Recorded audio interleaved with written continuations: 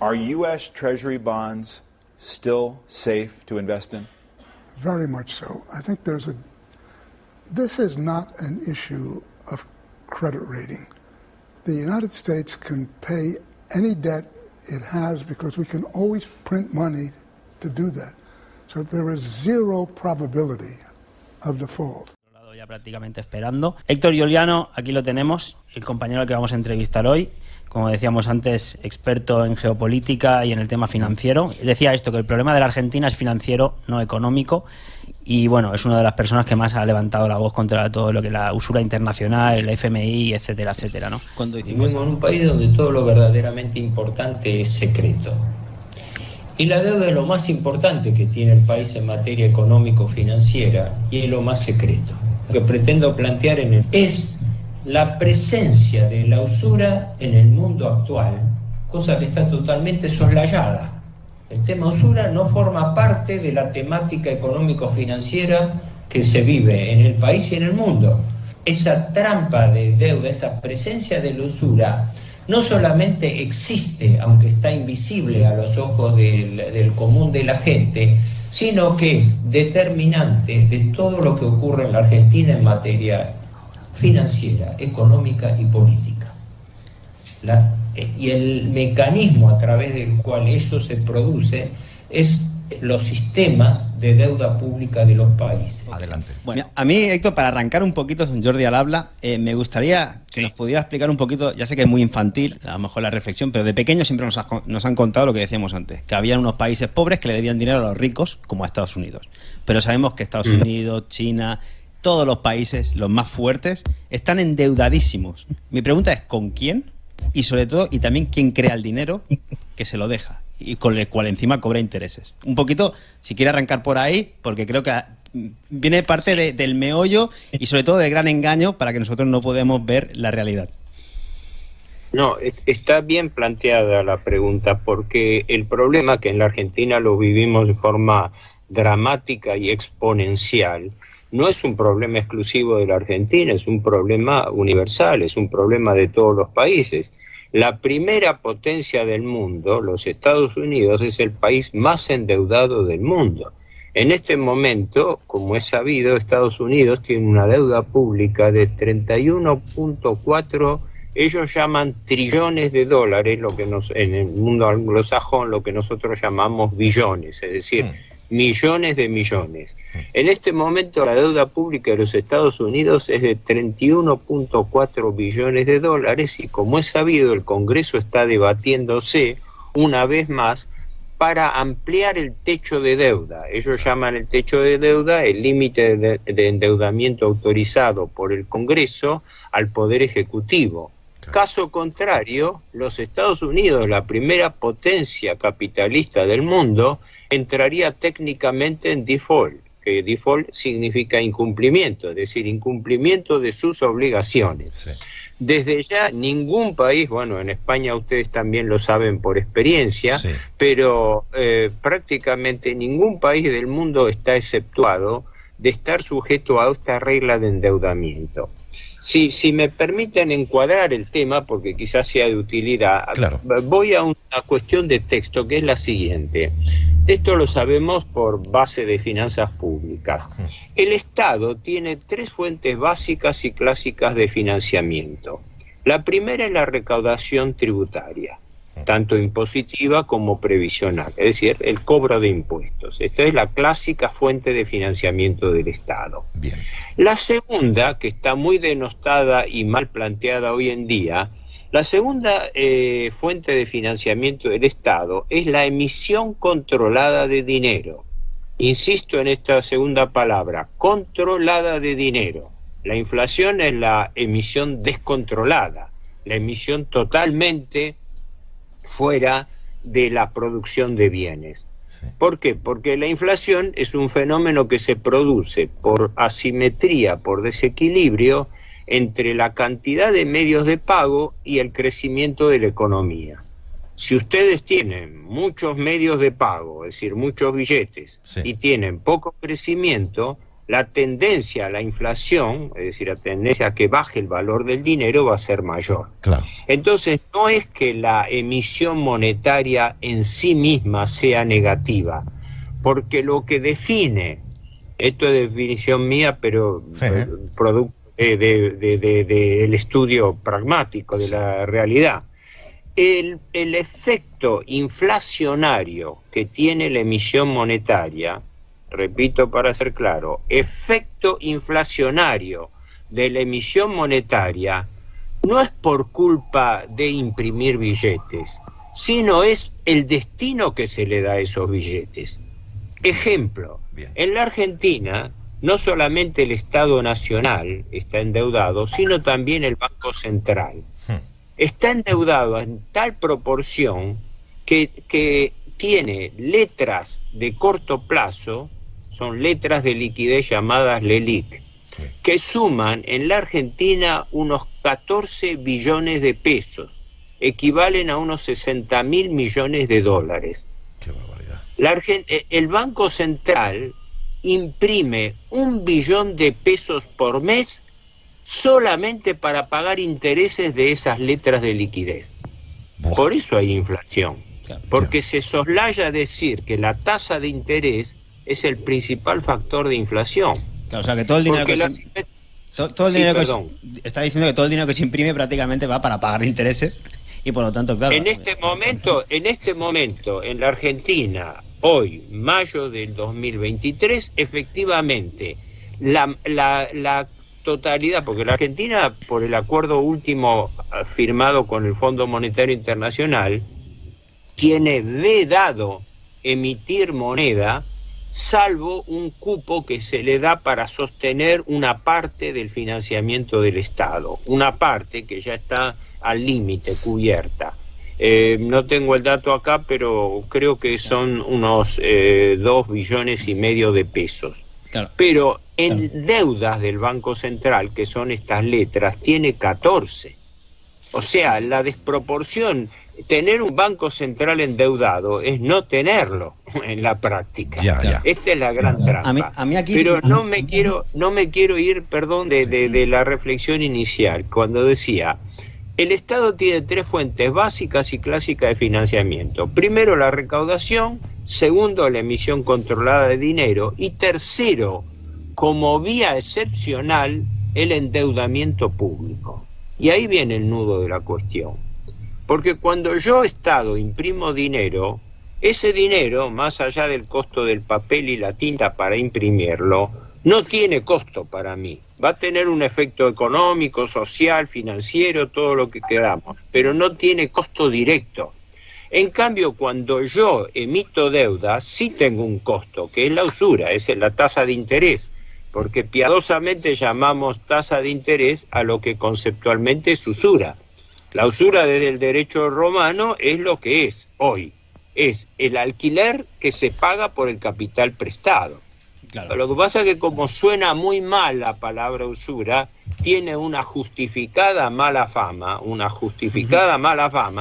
entonces no se habla de usura, se habla de interés. Sí. Pero el interés es la tasa, es el ratio, es el coeficiente, el porcentaje de usura que se cobra. Claro. En la Argentina hoy, cosa que para los extranjeros puede parecer surrealista, es surrealista, el Banco Central, por esas letras de liquidez, está pagando tasas de interés efectivas del 152% anual.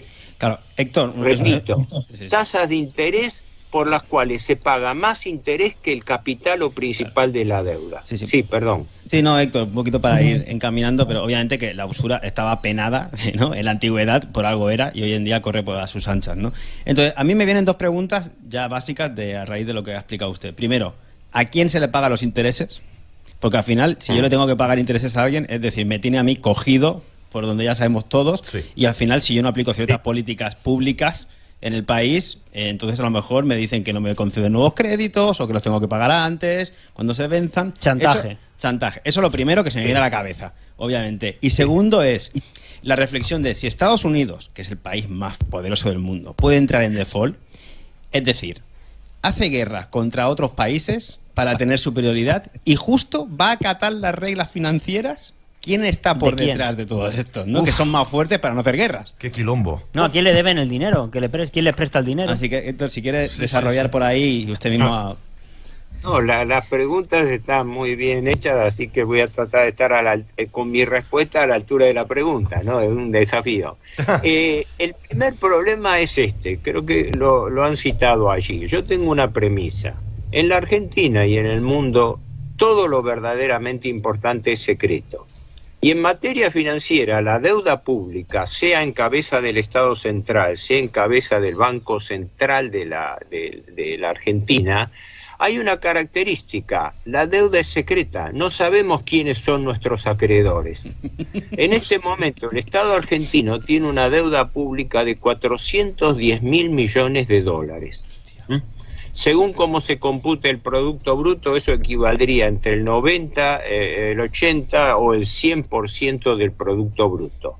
Uno de los coeficientes, uno de los ratios deuda-producto más altos del mundo.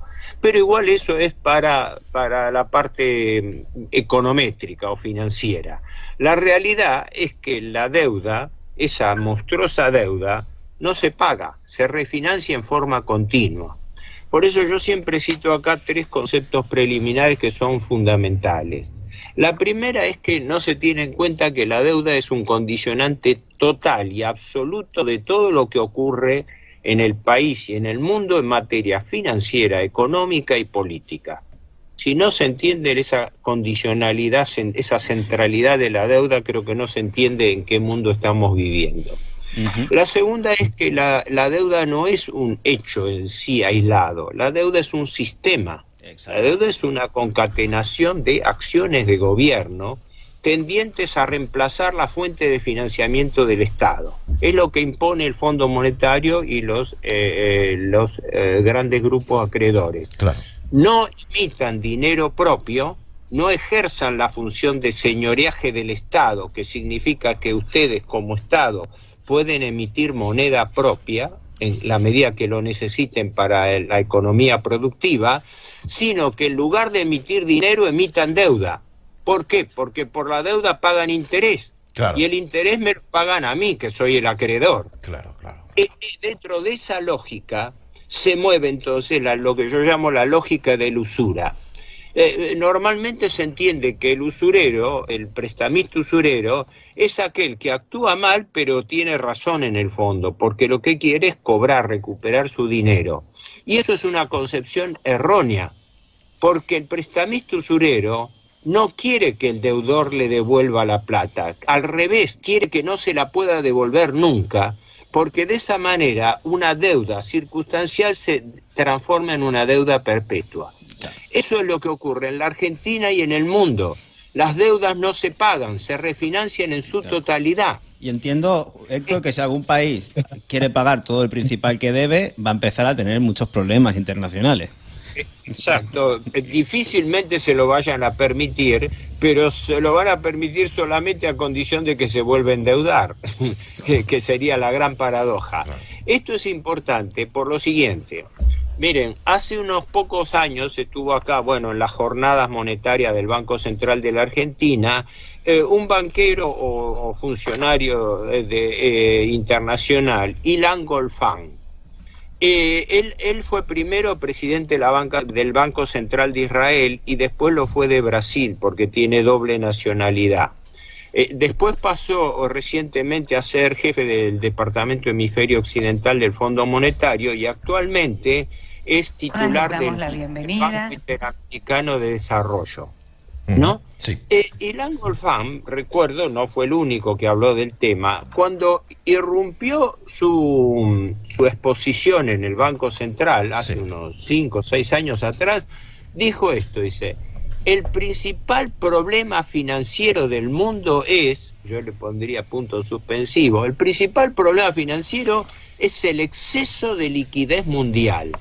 Léase, sobran capitales financieros en el mundo. Y esos capitales financieros sobrantes, que sobran en un mundo cuya mayoría de población está pasando pobreza y hambre, ¿no? Claro. En ese mundo empobrecido, lo que sobran son capitales financieros. No es casual. No es casual. Claro. La imagen que está transmitiendo no es de Langolfam, es del presidente del Banco de Perú, Valverde creo que se llama, Sí, gracias. pero corresponden, sí, si no me equivoco, han ubicado bien la pantalla. Sí. No, este hombre es el del presidente del Banco Central de Perú, pero no importa la imagen física, importa el concepto. Sí. El concepto de la banca es que el gran problema financiero es que tienen exceso de dólares y no saben dónde colocarlos. Por ende, los países no se endeudan porque lo necesitan, no se endeudan porque quieren, sino se endeudan porque tienen un cupo de imposición de la banca, de los fondos de inversión internacionales para hacerlo. Y ojo que esa regla le cabe también a la primera potencia del mundo, porque la primera potencia del mundo, los Estados Unidos, una gran parte de la deuda está contraída con su Banco Central de la Reserva Federal, que como sabemos no es un banco del Estado, sino es un consorcio de bancos privados. Quiere decir que la primera potencia del mundo está endeudada con grandes fondos de inversión de capital financiero privados. Claro, Yo no sé si he recargado demasiado, pero este punto es fundamental. No, buenísimo. Porque se ha alterado la lógica de financiamiento del Estado. Buenísimo. Sí, sí. Más que nada que no es lógico. O sea, estamos aplicando una ilógica. Claro. Es como el mundo al una revés. ilógica, exacto, es una ilógica. Porque hay una regla fundamental que un profesor de la Argentina, fallecido hace ya muchos años, me decía, yo lo visitaba a él, el doctor Walter Beberage Allende, que escribió, entre otros, un libro muy importante, que como no lo podía publicar en la Argentina, lo publicó en España. Teoría cualitativa de la moneda. Sugiero que quienes puedan conseguirlo, es un libro chico, pero muy conceptual, contrapone el concepto clásico de teoría cuantitativa de la moneda, ¿no? Donde resalta, el profesor Beberage Allende, me acuerdo que me explicaba, dice, entre emitir dinero y emitir deuda, siempre por definición al Estado le va a convenir emitir dinero, porque por el dinero que emite no paga interés, mientras que por la deuda sí. Una cosa tan elemental, tan obvia, sin embargo, no se aplica deliberadamente en el sistema financiero internacional, porque el sistema financiero internacional está montado sobre el problema, sobre el esquema de la deuda como instrumento de dominio. Bueno, sí. Ya no es necesario, salvo casos de emergencia que se resistan, ya no es necesario utilizar el poder militar, porque el poder financiero mueve al poder militar. Si no, váyanle a preguntar al gobierno de los Estados Unidos cómo los capitales financieros manejaron, por ejemplo, la invasión de Irak para apropiarse del petróleo iraquí, Total, ¿no? total. 2003. El poder financiero... Esa es la regla que mueve al mundo. Claro. Sí, perdón. No, digo, el poder financiero, como usted bien indica, mueve al poder militar y mueve al poder legislativo y al poder ejecutivo de todos los países, porque se han vendido a ellos. La clase política yo la defino como el departamento de ventas de los grandes grupos de poder de la plutocracia internacional.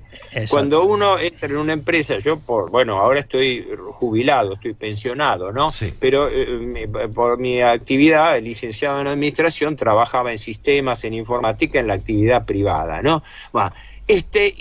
Uno identifica enseguida el departamento o la gerencia de venta de una empresa está constituida por gente que tiene que salir a vender el producto que sea.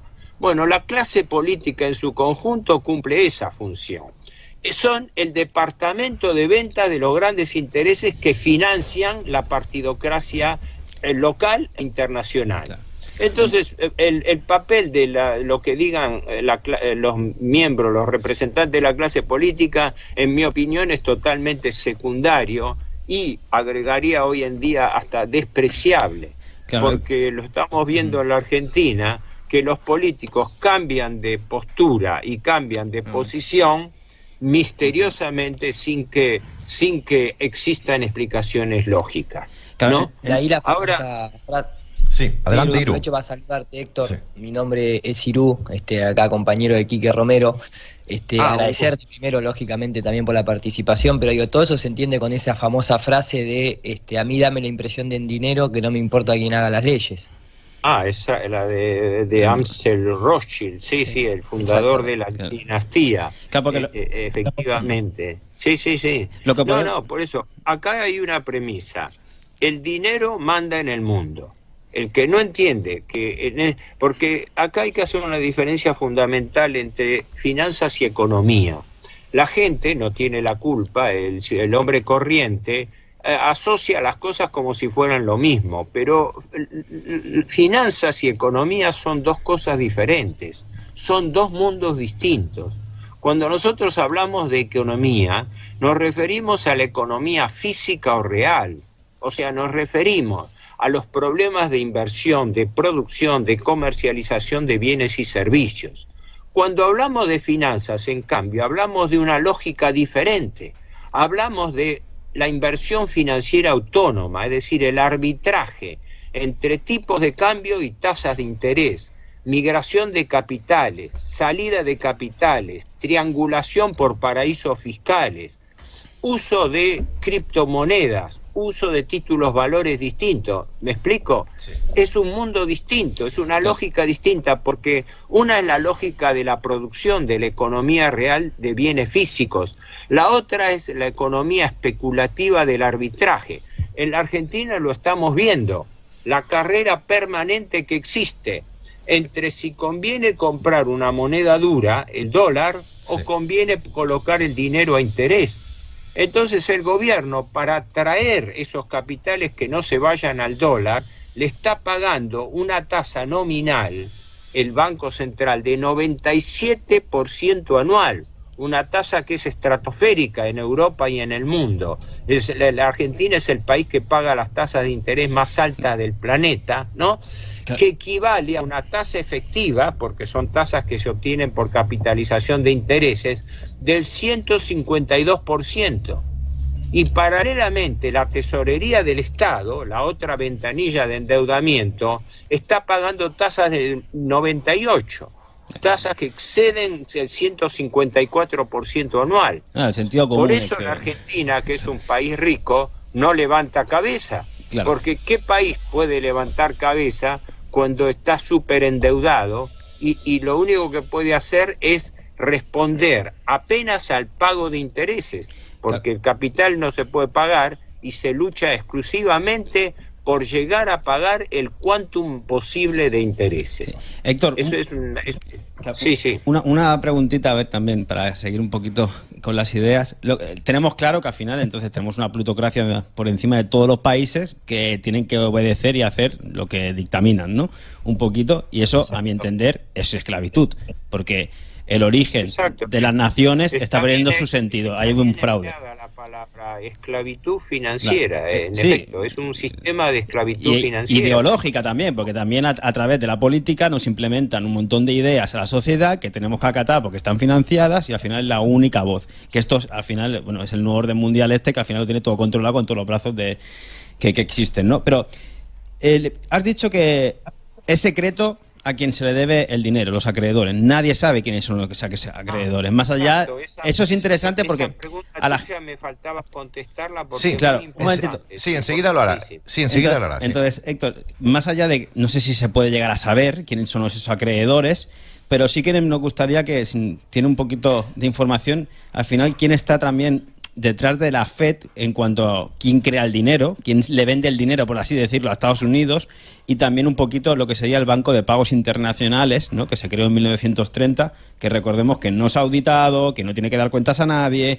Entonces, a partir de ahí, lo que estamos pudiendo llegar con un revisionismo histórico o económico es a los puntos en común de que al final aquí hay unas élites que han creado un teatro absoluto.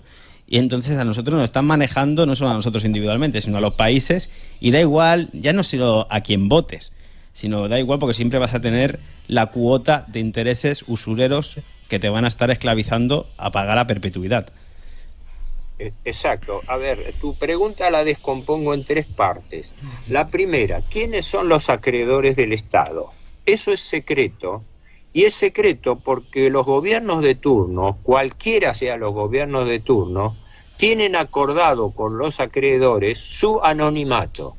La Argentina debe esos 410.000 millones de dólares de la tesorería y un equivalente a otros 60.000 millones de dólares a través del Banco Central. Y habría que agregarle otros 30.000 millones de dólares de las provincias argentinas, ¿no? Estaríamos en una deuda que pasa los 500.000 millones de dólares, ¿no? Y no sabemos nominativamente a quién se lo debemos. Claro. Tenemos grandes rubros. Bueno, se debe tanto a los organismos internacionales, como el Fondo Monetario en primer lugar, que se le deben 45.000 millones de dólares sobre 410, al BID, que se le deben unos 12, 13.000, pero el grueso, el 80% de la deuda pública está constituida por títulos públicos, es decir, por bonos y letras. Letras, como sabemos, es a corto plazo, a un año. Bonos es a más de ese plazo, que según las distintas refinanciaciones pueden llegar a 10, 15, 20 y se han pactado hasta 30 años, y hasta el anterior gobierno, la administración Macri, emitió un bono a 100 años de plazo. Joder. 100 años de plazo, Joder. ¿no? Por las dudas. Fue Por las dudas, el sí. gobierno Macri, Sí. ¿no? Batió un récord. ¿Qué ocurre? ¿Quiénes son los tenedores de esos bonos? Está prohibido decirlo. Yo, como investigador, traté de obtener información del Ministerio de Economía, del Banco Central, pero no se puede acceder porque los organismos oficiales, y creo que en todo el mundo es igual, no dan un detalle, no hay acceso a la información pública. Es Esto, decir, Héctor, sería un se poquito... viola el principio de acceso libre a la información Claro. pública. Efectivamente, esa foto que muestran es la del expresidente Macri, liberal. Esto que fue el estás comentando, Héctor, perdona, sería un poquito como los contratos con las vacunas que han hecho ahora en todo el mundo, ¿no? Que Son secretos. Todo Son secreto, secretos. no sabe lo que lleva y al final ahí no saben ni lo que han pagado. Sí, sí. Exacto, por eso esta pregunta es importante, entender que las deudas no se sabe a quiénes son los tenedores de esas deudas. Y eso se conoce porque cuando la Argentina negocia periódicamente, porque la Argentina vive en default, vive en incumplimiento permanente, nada más que se salva de ese incumplimiento porque refinancia periódicamente las deudas. Este año, según el presupuesto aprobado por ley del Congreso, a la Argentina le vencen 103.000 millones de dólares. Y de esos 103.000 millones de dólares de capital no va a pagar un centavo, Ya. porque la totalidad tiene que ser refinanciada, Claro. y además tiene que agregar a esa deuda otros 34.000 millones de deuda nueva. Estamos todos locos, o sea, un país súper endeudado tiene ya prevista su cuota de aumento de endeudamiento, Claro. y lo más notable es que los prestamistas usureros, como es lógico, nos siguen prestando, mientras la calificación de riesgo país de la Argentina es de 2.700 puntos básicos. ¿Y O sea, cómo la salimos de Argentina ahí? sería un país al que no le tendría que prestar nadie, y sin embargo estos capitales le siguen prestando. Entiendo. Sería... Entienda todo el Sí. mundo que el ejemplo de Argentina sirve para el resto de países, porque Sí. funciona más o menos igual, porque al final también deciden a quién le ponen Exacto. más intereses, más caros, más baratos, y al final deciden qué países les va a ir mejor que a otros. Pero, ¿qué haría Exacto, usted? Eso mismo, perdón, Jordi, es que estoy hablando, Sí, sí, perdón, no se pero preocupe. esto que vos decís, que tú dices es correcto, porque la regla es universal. La Argentina lo único que puede servir es para desnudar Pero que- un caso extremo, un caso surrealista dentro de este esquema. Pero cuando uno va a las otras dos partes de tu pregunta, ¿qué pasaba en Estados Unidos y qué pasa con los organismos internacionales?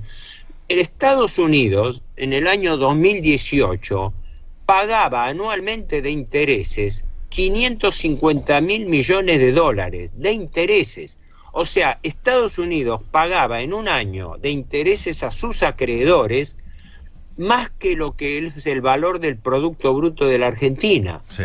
¿Por qué? Porque sigue la misma regla, esta regla que se está discutiendo. Estados Unidos tiene una deuda impagable de 31.4 billones de dólares. Es perfecta y totalmente impagable. Quiere decir, la primera potencia del mundo no puede pagar. Sí, Pero sí. ¿qué ocurre? Mientras aguante el pago de los intereses, la calificación de la deuda es deuda normal, deuda estándar. Y consecuentemente puede seguir pidiendo más endeudamiento. Por eso, este es un sistema, la globalización es un fenómeno esencialmente financiero. Sí. No es el mundialismo del que hablaba la escuela francesa del siglo pasado, del siglo XX, donde los actores eran fundamentalmente estados y organismos. No, ahora los principales actores de la deuda son grandes fondos de inversión privados, con el grupo BlackRock, un grupo de capitales judíos norteamericanos, cuyo titular es Lawrence Fink, ¿no?, que maneja, el BlackRock creo que maneja activos directos por entre 7, 8 o más billones de dólares. O sea, son fondos de inversión que manejan más dinero que lo que tiene la Argentina. Sí. Claro, Héctor, Entonces, cuando hay negociaciones, es una negociación totalmente asimétrica. Sí, perdón. no, una preguntita más, a ver si para ir continuando con la charla. Porque a la vista de que ningún país se revela, ni individualmente ni colectivamente, porque lo normal sería decir, a ver, tenemos una deuda que no vamos a pagar ni en 300.000 años, nosotros, China y la India, vamos a juntarnos a decirle a esta gente que encima no sabemos ni quiénes son, Claro. oye, pues no te pago. Pero ¿qué fuerza tienen, no? Que sin ejército, presuntamente, porque no están, no, o sea, no les pertenece ni el mayor país del mundo con fuerza armamentística como es Estados Unidos, se atreve a decirle, pues mira, esto es ilegítimo, esto es esclavista, hasta aquí podíamos llegar. O sea, no hay ninguna unión de países para hacerle frente a esta usura que tiene totalmente soslayado al resto de naciones. Y segunda, ¿y qué haría usted como solución? No sé qué plantearía si pudiera, ¿no? ¿O qué le diría a la gente? Decir, oye, abra los ojos. Desde ya que quien estudia estos temas y se encuentra frente a esta encrucijada, piensa, y yo desde hace años lo vengo planteando en estos términos, que si hipotéticamente, repito esto, hipotéticamente existiera en la Argentina o en algún otro país altamente endeudado, existiera no una idea de convivir eternamente con una deuda perpetua que se vive pagando intereses y nunca amortizando el capital, podría o debiera hacer tres cosas simultáneamente, no por separado. La primera de ellas es blanquear la insolvencia del país, es decir, reconocer que el rey está desnudo y alguno tiene que decirlo, es decir, alguien tiene que quitar esta ficción de que los países pueden pagar para seguir endeudándose y blanquear, desnudar la situación diciendo la verdad. No, el país no va a poder pagar ni ahora ni nunca. Se miente a la población diciéndole, no, la Argentina, como otros países, tienen problemas circunstanciales de liquidez, es decir, de disponibilidad de dinero, no de solvencia, porque la Argentina es un país rico. Eso es mentira. La Argentina no tiene ni liquidez ni solvencia. No tiene liquidez porque no tiene un dólar partido por la mitad. No tiene un dólar propio. Tiene que pedir prestado dólares para poder pagar intereses, ¿no? Y tampoco tiene solvencia porque la solvencia depende de la disponibilidad de recursos. Y los recursos de la Argentina, como la mayoría de los países de Iberoamérica y del mundo, no están en manos de empresas argentinas, sino de empresas extranjeras. Hoy en día, por ejemplo, se habla de que la Argentina, junto con Bolivia, Chile, son los tres principales países reservorios de litio. Sí, pero el litio no lo explotan empresas argentinas. El mercado del litio ha sido distribuido por los grandes productores anglosajones, chinos también, japoneses, que son los que explotan el litio. Lo mismo ocurre con el petróleo argentino, que se explota en los yacimientos de Vaca Muerta, en la provincia de Neuquén. Lo mismo ocurre con las explotaciones de oro. En la Argentina hay 24 yacimientos de oro. Ni siquiera sabemos el nombre de la mayoría de las empresas que los explotan. Sabemos que en su mayoría son del ámbito de la hegemonía británica en este caso, ¿no? pero no cuáles son los verdaderos dueños de la riqueza del país. Entonces me apuro a contestar la tercera que me preguntaba, no sé si Jordi o estoy confundiendo quién me lo preguntaba. Adelante, caballero. El tema de Estados Unidos. El problema de Estados Unidos es básicamente el mismo que todo el mundo, nada más que los Estados Unidos tienen el privilegio de tener la Fuerza Armada más grande del mundo, que permite sostener artificialmente el valor de una moneda, pero a costa de un sobreendeudamiento que implica que la potencia más grande del mundo es la más endeudada del mundo. También. Ahora, con respecto al BIS de Basilea, al Banco de Pagos Internacional de Basilea, eso está dentro del sistema financiero internacional, pero corresponde a una categoría distinta. Como antes lo citaban, el BIS de Basilea fue creado en 1930-31 para administrar las reparaciones de guerra alemanas, o sea, las reparaciones que se impusieron a Alemania por el Tratado de Versalles. Sí. Implicaban un continuo drenaje equivalente al de la deuda pública de hoy. El esquema es el mismo. Yo tengo un viejo trabajo que se titula justamente así, La deuda externa, nuestro Tratado de Versalles, porque sigue la misma lógica. El sobreendeudamiento financiero a nivel usurario, es decir, a nivel de una deuda que no se pueda pagar, asociado al desarme militar, ¿no? Como se impuso a la Argentina después de la derrota de Malvinas frente al Imperio Británico y en realidad a la OTAN para nosotros. Sí. Pero sin desviarme del tema, el BIS de Basilea es una entidad que reúne a todos los bancos centrales del mundo. Claro. Por ende es el que define operativamente las reglamentaciones a las cuales están sujetas todos los bancos centrales del mundo. Por eso, siguiendo un principio liberal básico, que es el que establece la autonomía de los bancos centrales, tan cacareada en la Argentina de hoy, sí. El Banco Central tiene que ser autónomo, no tiene que depender del gobierno. Claro. Entonces se impone la pregunta de rigor. Si un banco central, que es el banco por antonomasia del gobierno, porque es el banco emisor de dinero, no depende del gobierno, ¿de quién depende? ¿De quién depende? Por eso existe, claro, yo digo, una internacional de bancos centrales, claro, porque la red operativa de endeudamiento y de manejo financiero que se maneja los recursos de la Argentina y del mundo, operativamente pasan por el BIS de Basilea, a mi juicio, por el Banco de Pagos Internacional de Basilea, que tiene su sede en Suiza, ¿no? Lógicamente, en la ciudad de Basilea. O sea que es parte del sistema financiero internacional, y del entramado, pero en mi opinión cumple una función operativa, complementaria de los grandes organismos financieros internacionales como Fondo Monetario, Banco Mundial, BIS, ahora CAF. Y es una herramienta más que han tenido que crear también para ocultar todos esos nombres en secreto de todos esos grandes acreedores, seguramente, ¿no? Así, todo eso es secreto, claro, secreto, claro. Y además no se puede, yo he intentado, por ejemplo, en el Fondo Monetario Internacional, y obviamente no se puede acceder a las actas del board, o sea, del directorio ejecutivo del banco. A nada. El BIS no se puede, es claro, porque por ejemplo la Argentina ha obtenido bajo la administración Macri un mega préstamo del Fondo Monetario por valor de 57.000 millones de dólares.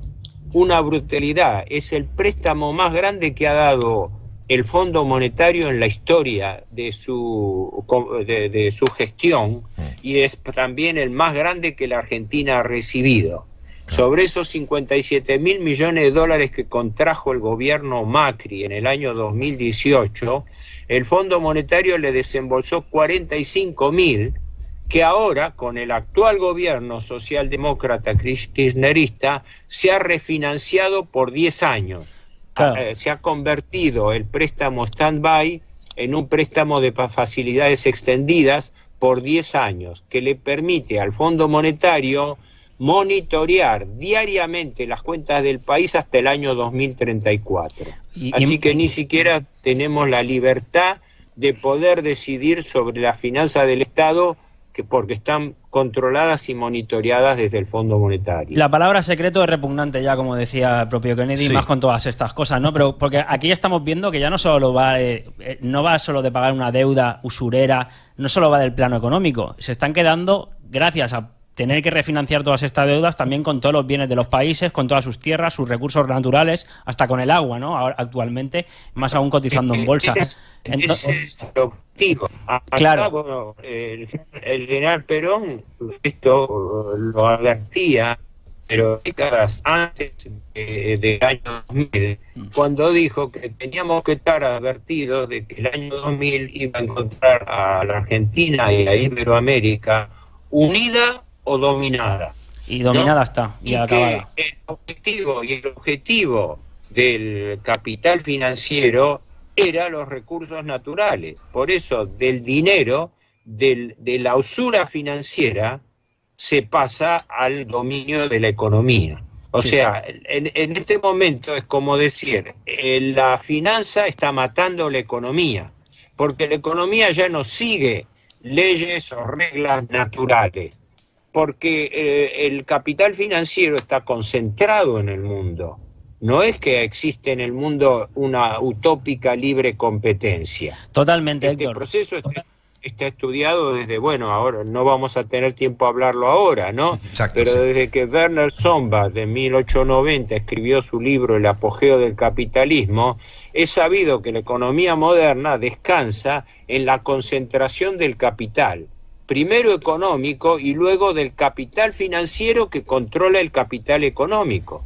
Porque Sí, sí. las empresas son empresas que están sostenidas por capitales financieros. No sabemos siquiera tampoco cómo se integra el capital de las principales empresas del mundo. No sabemos nada. Porque hay capitales financieros que operan a través de fondos de inversión. Por ejemplo, BlackRock, que es dueño de muchísimas empresas. Y del Banco a de través China. del capital Sí. que coloca. Tengo una pregunta para hacerle, pero hay una duda. Y la duda es la siguiente. La usura de la que estamos hablando, o la economía mundial, tal y como ¿está vinculada de alguna manera a la geopolítica? No sé si estoy meando fuera de tiesto. A ver, usted está hablando justamente con alguien que, perdón la inmodestia, está Sí. especializado en temas de geopolítica. Por porque eso yo lo antes hago, me dedico por y eso. algunas personas me identifican como Juliano el geopolítico. Digo, no, yo fui docente, sí. Ahora, ¿qué ocurre? Sí, está vinculado. Se podría hablar de una geopolítica del dinero, pero con una diferencia, que antes los sujetos de la geopolítica, por definición, Sí. la geopolítica es la disciplina científica que estudia la relación entre el Estado y su marco geográfico, Vale. pero con una característica fundamental. El sujeto de la geopolítica era el Estado. Claro. Ahora es diferente. Ahora el Estado pasó a un segundo plano. Ese es claro. Ustedes probablemente lo conocen a Marcelo Gullo, Sí. que es de Rosario, de la Argentina. Sí. Y él, que de quien soy amigo, aunque nos vemos espaciadamente, él ha formulado en uno de sus libros una aclaración muy importante, lo que llama el poder de las UPSAT, unidades políticas sin asentamiento territorial, es decir, capitales financieros, Claro. capitales que pueden moverse con perfecta libertad de un rincón a otro del planeta y que pueden imponer sus criterios a los estados. Así que hoy en día, tratando de responder a su pregunta, Julio, yo le diría que el dinero manda sobre la geopolítica. ¿Por qué? Porque el dinero tiene una movilidad absoluta. Yo digo que existe un fenómeno, Sí. el fenómeno de la bilocación del dinero. La bilocación, como todos sabemos, es la actitud que tiene una persona o una cosa, si se cree en ello, ¿no? La Iglesia, por ejemplo, lo reconoce. La ubicuidad, la posibilidad que una cosa o persona esté en dos lugares al mismo tiempo. Sí. Y hoy en día el capital financiero puede hacerlo.